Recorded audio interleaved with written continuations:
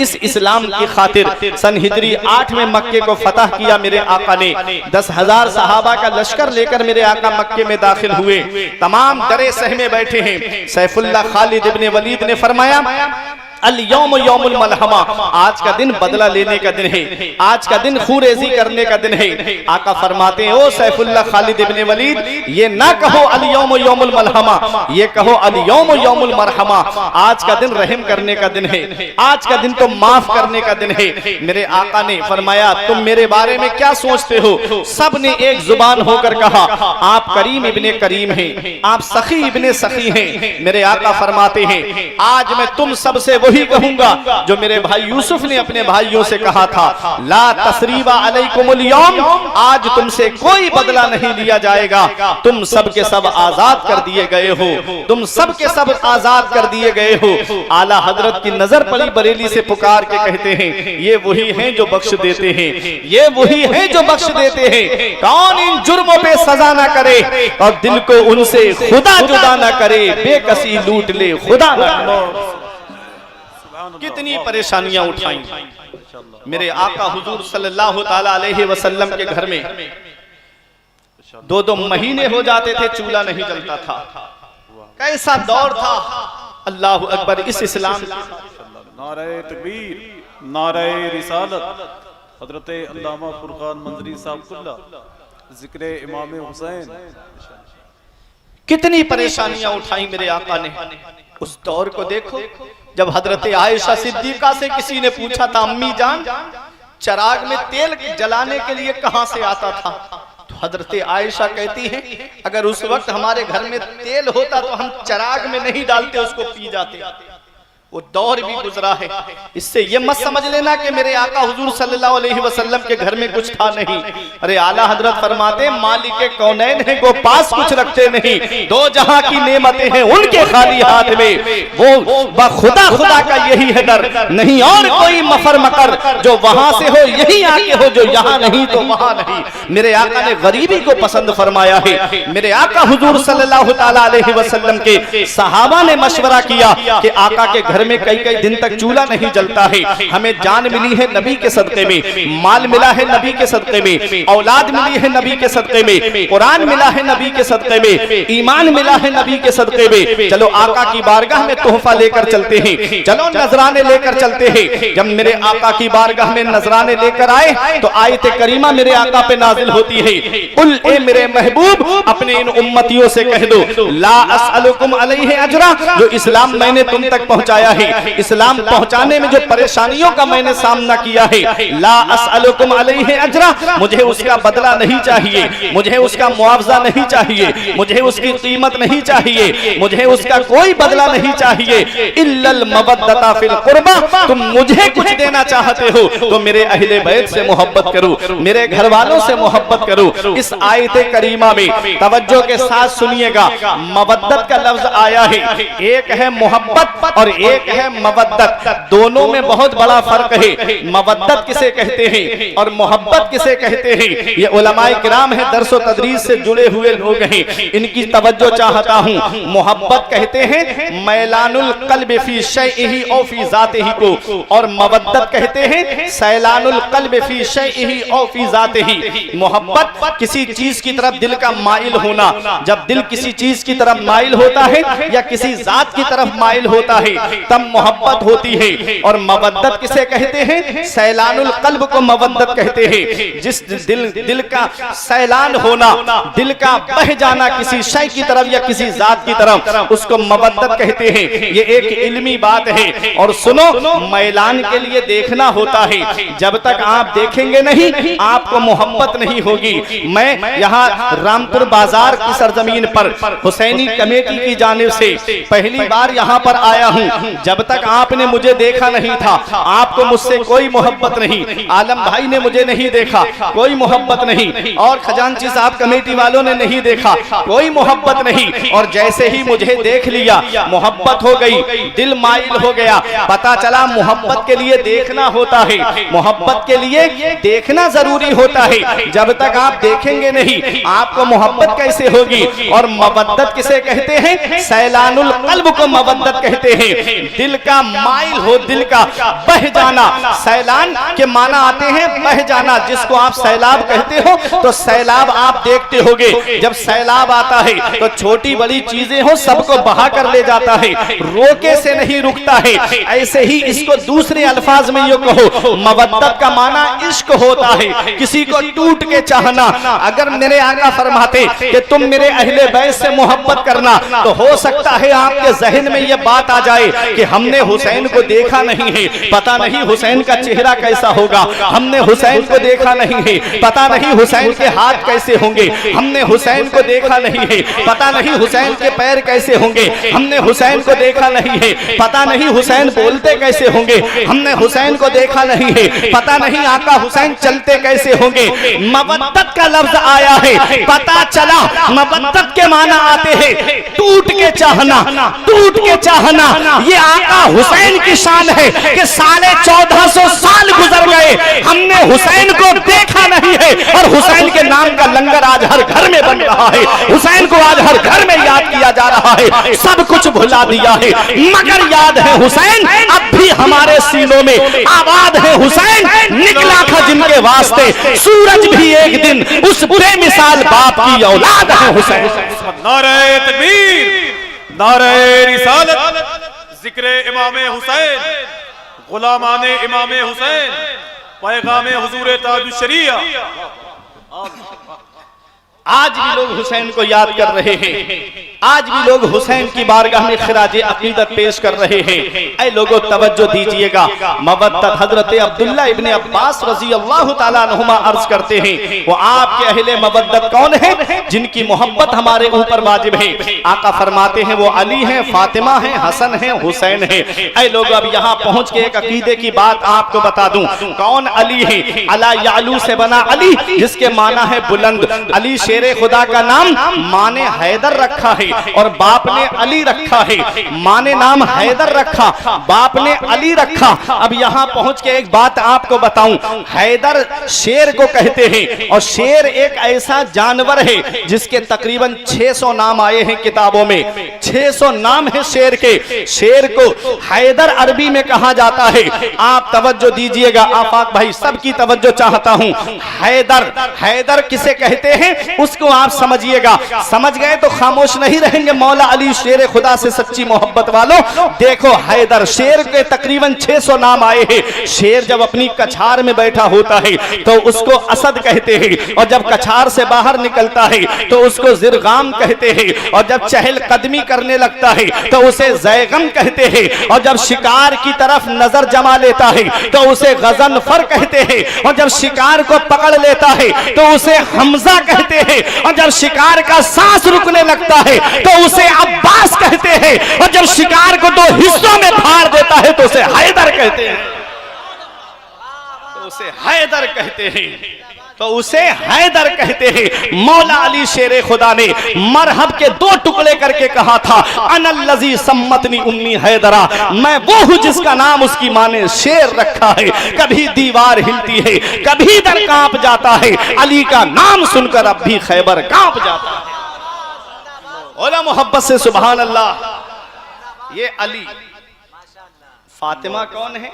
आका फरमाते हैं मैंने अपनी बेटी फातिमा का नाम फातिमा क्यों रखा? सहाबा ने अर्ज किया अल्लाह व रसूलुहु आलम, अल्लाह उसका रसूल ज्यादा जानते हैं। मेरे आका ने फरमाया मैंने अपनी बेटी का नाम फातिमा इसलिए रखा है कि जो मेरी बेटी फातिमा से मोहब्बत करेगा अल्लाह ने उसको जहन्नम से आजाद कर दिया है। अब है हसन, इमाम हसन। हसन हुस्न से बना। कौन इमाम हसन है और कौन इमाम हुसैन है? ये 2 नाम ऐसे हैं जो अल्लाह ने जन्नत में छुपा के रखे थे। और जब इमाम हसन पैदा हुए आका ने फरमाया अली क्या नाम रखा है? अर्ज किया आका मैं तो जंग से मोहब्बत करता हूं, मैंने तो हरब सोचा है। फरमाया इसका नाम हरब नहीं रखा जाएगा, इसका नाम हसन रखा जाएगा। फिर हुसैन पैदा हुए तो मेरे आका ने फरमाया अली क्या नाम सोचा है? तो अर्ज किया आका मैंने तो वही सोचा है हरब। फरमाया हरब नहीं, इसका नाम हुसैन रखा जाएगा। कौन इमाम हसन है और कौन इमाम हुसैन है? मेरे आका हुजूर सल्लल्लाहु ताला अलैहि वसल्लम के प्यारे नवासे हैं दोनों। मेरे आका ने फरमाया हर नबी की जुर्रियत उसकी सुल्ब में रखी गई है, हर नबी की जुर्रियत उसकी सुल्ब में रखी गई है, हर नबी की औलाद उसकी सुल्ब में रखी गई है। आका फरमाते हैं मेरी जुर्रियत को अल्लाह ने अली की सुल्ब में रखा है, मेरी नस्ल अली से चलेगी, मेरी नस्ल अली से चलेगी। ऐ लोगों, कौन इमाम हसन है और कौन इमाम हुसैन है? यही इमाम हसन है कि जिनको देख करके मेरे आका ने फरमाया था मैं इब्नी हाजा सैयद, मेरा ये बेटा सरदार है। अल्लाह तबारक व तआला इसकी वजह से दो मुसलमानों के बड़े गिरोह में सुलह कराएगा, और वो दो गिरोह कौन से थे? हजरत अमीर मुआविया का था और हजरत इमाम हसन का था, कि इमाम हसन ने खिलाफत हजरत अमीर मुआविया को दे दी और अपने आप जो है खिलाफत से दस्तबरदार हो गए। कुछ शराइत रखे गए थे, वो शराइत तय पाए। यहां से ये पता चलता है कि मेरे आका ने फरमाया था कि मेरा ये बेटा सैयद है और दो मुसलमानों के गिरोह में सुलह कराएगा। तो इस हदीस से पता चला कि हजरत अमीर मुआविया भी मुसलमान और सहाबी हैं, और उनके साथ में जो लश्कर था वो भी मुसलमानों का लश्कर था। अब वो लोग जरा सोचे जो इमाम हसन का जिक्र नहीं करते हैं, राफजियों की मजलिसों में आप जाएंगे तो सिर्फ इमाम हुसैन का जिक्र मिलेगा, इमाम हसन का नहीं मिलेगा। हम अल्हम्दुलिल्लाह अहले सुन्नत वल जमात हैं, हम इमाम हसन को भी मानते हैं और इमाम हुसैन को भी मानते हैं। वो इसलिए उनका जिक्र नहीं करते क्योंकि हजरत अमीर मुआविया के हाथों पे उन्होंने सुलह की थी। एक अकीदे की बात आप सुनिएगा, मेरे नबी ने क्या फरमाया था कि मेरे सारे सिताबा असहाबी कन नुजूम बिअय्यिहिम इक्तदैतुम इहतदैतुम, मेरे सारे सहाबा सितारों की मिसल हैं। एक की भी पैरवी करोगे रास्ता पा जाओगे, एक की भी पैरवी करोगे हिदायत पा जाओगे। एक जगह आका फरमाते अल्लाह अल्लाह असहाबी, मेरे सहाबा के बारे में मैं तुमको अल्लाह की पनाह देता हूं, खबरदार खबरदार मेरे सहाबा का जब जिक्र करो तो उनका भलाई से जिक्र करना, उनका भलाई के साथ में जिक्र करना। ये पैगंबर इस्लाम फरमा रहे हैं। मेरे आका हुजूर सल्लल्लाहु अलैहि वसल्लम ने फरमाया है कि अल्लाह ताला ने मुझे चुन लिया है और मेरे लिए मेरे सहाबा को चुन लिया है, अंसार और मुहाजिरीन मेरे सहाबा को चुन लिया है और मेरे सहाबा में मेरे ससुराल वालों को चुन लिया है। ये पैगंबर इस्लाम की हदीस पाक है। इससे हमें क्या पता चला कि नबी के जितने सहाबी हैं वो सब जन्नती हैं, नबी के जितने सहाबा हैं वो सब हक पर हैं। ऐ लोगों, अब तवज्जो दीजिएगा, सोशल मीडिया पे जाकर के आप हर एक की तकरीर को सुन करके ये मत समझ लेना कि ये सही बोल रहा है। हर दाढ़ी टोपी वाला मौलाना हो जरूरी नहीं होता है। कुछ लोग हैं कि जो कुर्ता पैजामा पहन के ऊंची टोपी लगा करके मस्जिद में आ जाएं तो लगता है कि बहुत बड़े अल्लामा हैं, और जब उनसे कहा जाए तकबीर पढ़ो तो तकबीर पढ़ना तक नहीं आती है। ऐसे लोग भी आपको मिलेंगे। तो जरूरी नहीं है हर दाढ़ी टोपी वाला मौलाना हो, इसलिए सोशल मीडिया पे तकरीर जरा सोच समझ के सुना करो। हर यूट्यूब पे आने वाला मौलाना हो जरूरी नहीं है, क्या पता यहूदियों का एजेंट बैठा हो, क्या पता ईसाइयों का एजेंट बैठा हो, क्या पता उनका खरीदा हुआ कोई हिंदुस्तान ही का एजेंट बैठा हो जो आपके ईमान व अकीदे को लूटने की कोशिश करे। देखो एक हदीस में आपको सुनाता हूं, पैगंबर इस्लाम फरमाते हैं अना मदीनतुल इल्मी व अलीयुन बाबुहा, मैं इल्म का शहर हूं और अली उसका दरवाजा है। इस हदीस को आप बहुत सुनते हो, मैं इल्म का शहर हूं और अली उसका दरवाजा है। आप दरवाजा ऐसे ही खड़ा कर सकते हैं कहीं पर? आप बताओ क्या दरवाजा रुक सकता है ऐसे ही? कोई दीवार ना हो, कोई छत ना हो, कोई बुनियाद ना हो, क्या उसमें दरवाजा लग सकता है? नहीं लगेगा, दरवाजा रुकेगा ही नहीं, गिर जाएगा। अब आप तवज्जो दीजिएगा, पूरा मफहूम क्या है? देखो, बगैर बुनियाद के दीवार खड़ी नहीं होती है। जब तक आप बुनियाद नहीं लगाएंगे तब तक दीवार खड़ी नहीं होगी, और दीवार लगने के बाद में जब तक आप छत नहीं डालेंगे। समझाने के तौर पे मैं आपको बता दूं, पहले के जो नवाब होते थे, पहले के जो राजा होते थे, वो शहर के चारों तरफ एक दीवार बनवाते थे ताकि हमारा शहर की हिफाजत हो सके, हमारा शहर दुश्मनों से महफूज हो सके। चारों तरफ वो दीवार बनवाते थे और एक दरवाजा सामने लगाते थे आने के लिए, एक दरवाजा पीछे लगाते थे जाने के लिए। ये शहर का दरवाजा होता था। अब मुझे बताओ, मैं आपसे पूछना चाहता हूं, क्या दरवाजा बगैर बुनियाद के लग जाएगा? नहीं लगेगा। तो बुनियाद का होना जरूरी है। अब बुनियाद के ऊपर अब दरवाजा अब भी नहीं लगेगा, अब दीवारों का खड़ा होना जरूरी है। अब दीवारें खड़ी हो गई तो हो सकता है दुश्मन दीवार कूद के आ जाए, इसलिए छत का होना भी जरूरी है। और जब छत लग जाएगी, बुनियाद हो गई, दीवारें खड़ी हो गई, छत पड़ गई, तो बाद में दरवाजा लगता है कि नहीं लगता है? आदमी पहले ही दरवाजा खड़ा नहीं कर देता जब मकान बनवाता है, बाद में दरवाजा खड़ा करता है, बाद में दरवाजा लगता है। तो अब आप सुनते हुए चलिएगा, मेरे आका फरमाते हैं मैं इल्म का शहर हूं और अली उसका दरवाजा है। एक हदीस में आता है अबू बकरिन असासुहा, अबू बकर उसकी बुनियाद है, उमर उसकी दीवार है, उस्मानो सक़्फ़ुहा, उस्मान उसकी छत है, अलीयुन बाबुहा, मौला अली उसका दरवाजा, मौला अली उसका दरवाजा है। आला हजरत पुकार उठे, अहले सुन्नत का है बेड़ा, पार असहाबे रसूल, नज्म है और नाव है इतरत रसूलुल्लाह, नज्म है और नाव है इतरत रसूलुल्लाह की।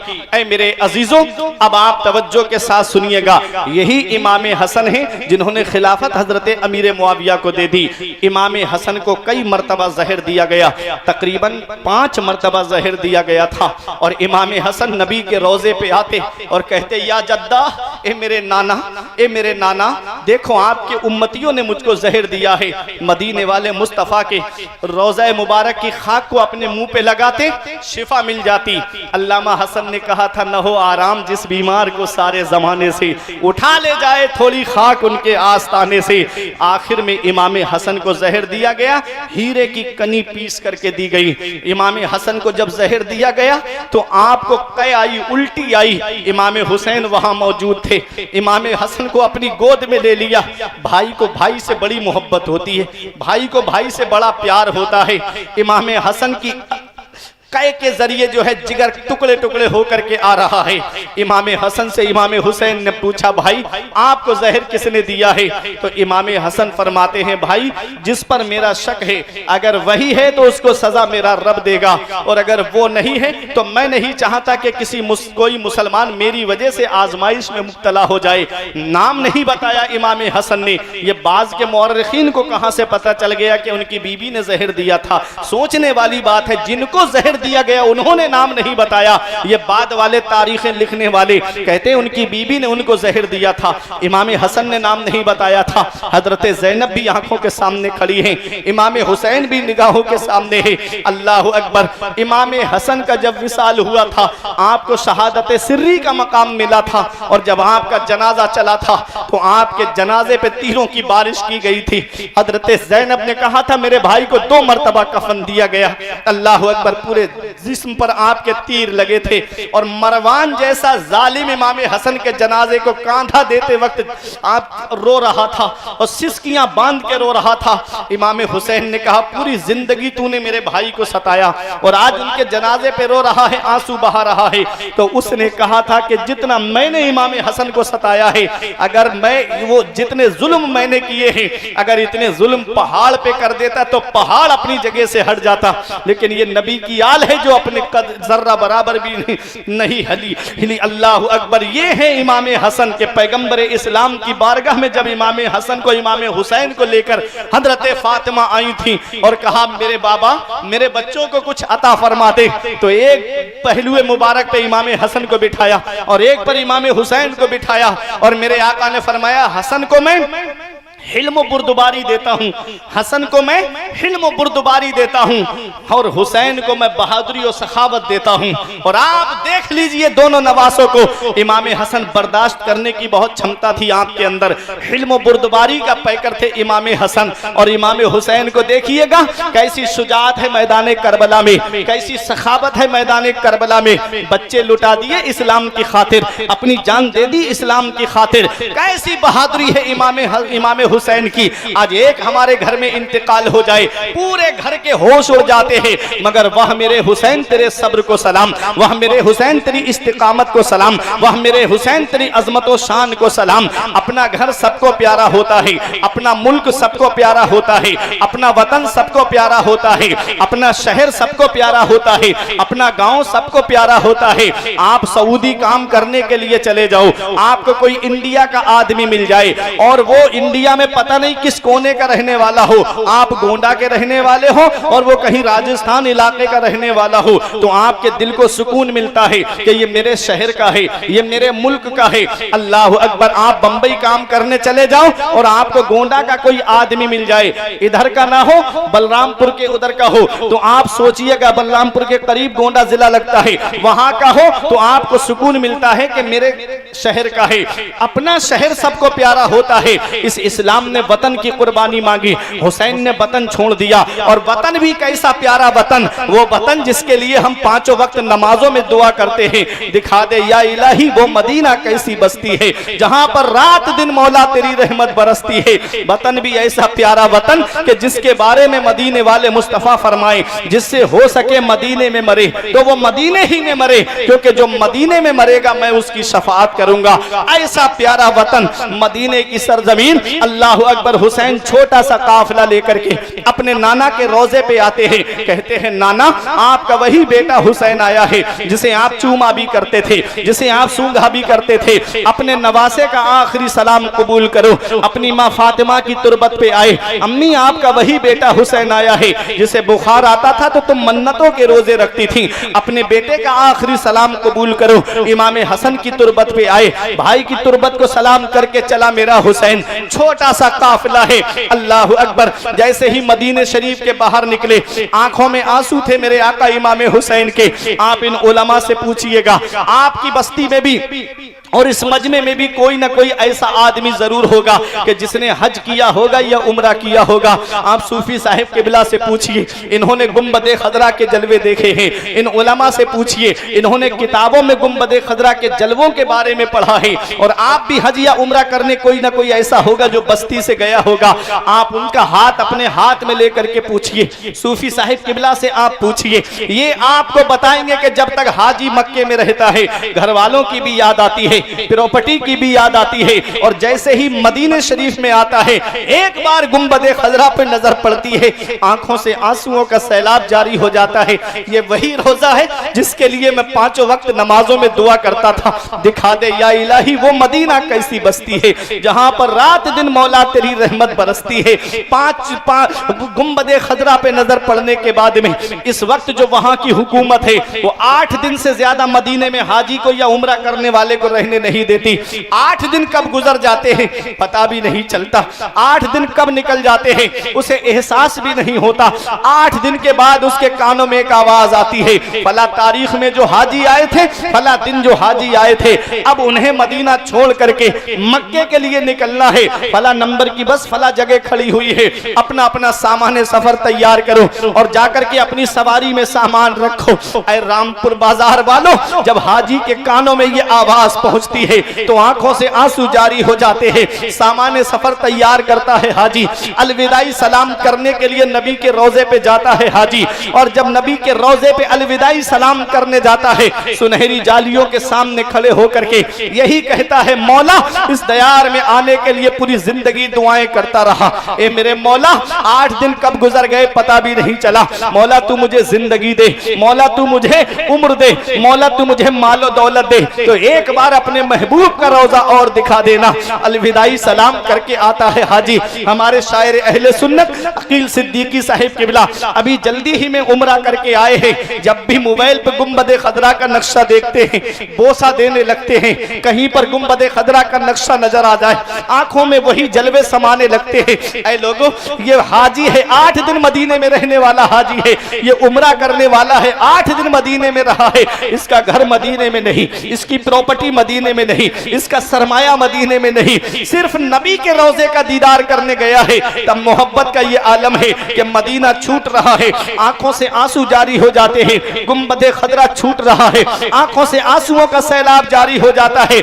नबी के रोजे से अलविदाई सलाम करके अपनी सवारी की तरफ आता है। आप इन उलमा से पूछिए, सूफी साहब से पूछिए, अकील सिद्दीकी साहब से पूछिए, मुड़ मुड़ के देखता है हाजी गुंबद खदरा की तरफ, मुड़ मुड़ के देखता है नबी के रोजे की तरफ, अपनी सवारी में बैठता है।